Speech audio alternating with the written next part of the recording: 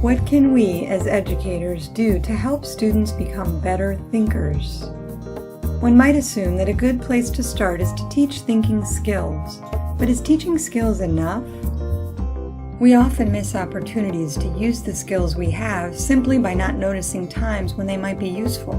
Good thinkers not only know how to think creatively, critically, and deeply, they actually do it.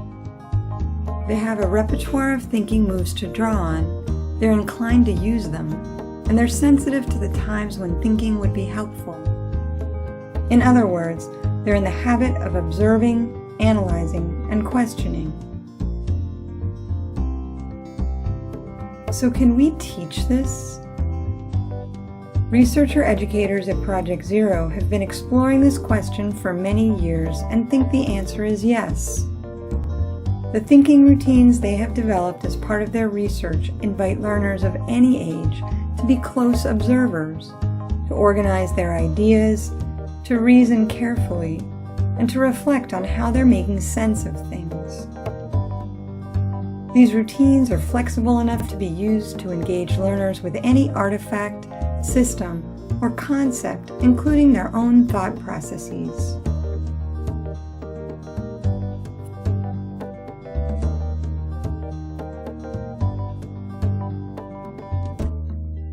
Thinking routines are simple structures, for example, a set of questions or a short sequence of steps that can be used alone or with a group. They are designed to be easy to remember, practical, and to invite a broad range of thinking moves. They are well suited to leverage the power of collaborative thinking and transfer easily to any context.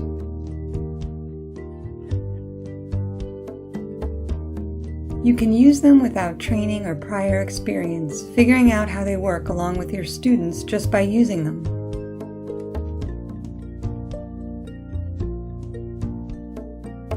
Thinking routines help students go beyond the superficial, inviting them to dig deeper by making the complex accessible.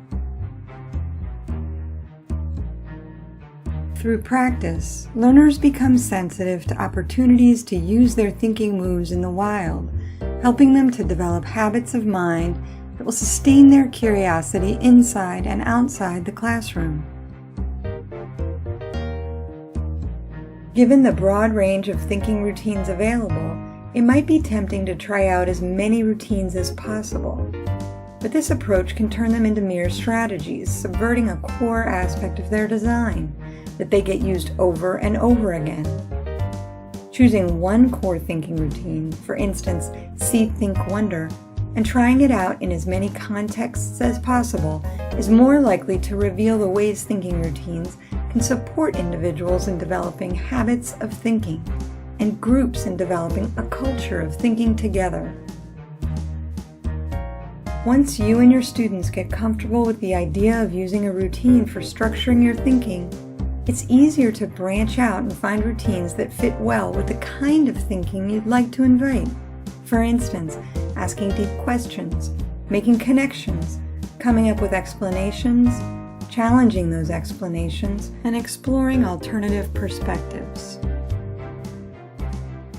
Thinking routines might at first seem too simple, but it is their simplicity that makes them easy to remember and to use.